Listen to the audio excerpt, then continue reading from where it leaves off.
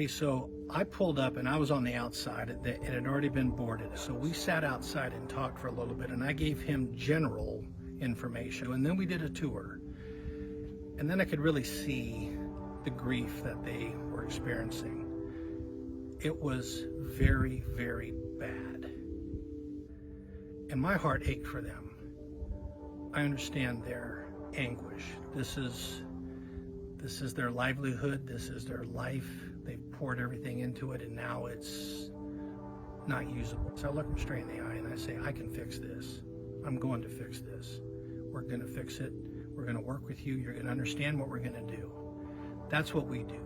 We solve problems and we reassure. We don't just come in and say we're going to tear everything out. Anybody can do that. And many people do that. But we know how to forensically clean. We know how to restore. We know how to prepare for reconstruction. And they felt tons better when I left. And when they feel better, I feel better. We picked PuroClean Northwest really because of Bob and his team. They understood the magnitude of our loss and that, we weren't able to do everything we wanted to do because, money's tight. And I think Bob has a heart for communities and what people do together.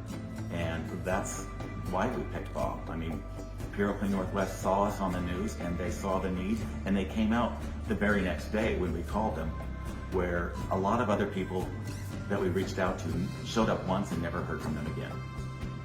So the most important thing to think about, like in anything in life, it's about people.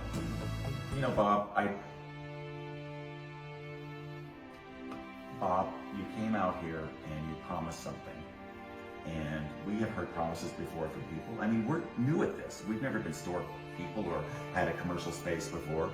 We put everything we had, money-wise, into this thing.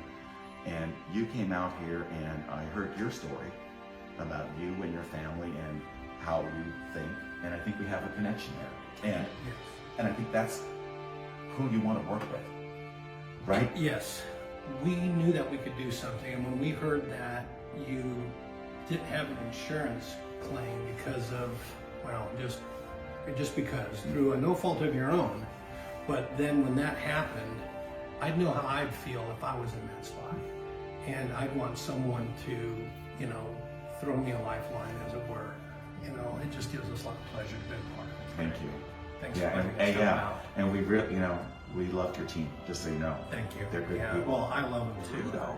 The thing about it is, it might sound like a commercial that I'm reading off of a script, but the truth is, this is better than I had hoped. And even though it's devastating on a financial level and all of those things, I kind of think that this part of our story, the fire and how everybody responded, there's some goodness in that. And I'm going to focus on that when we rebuild.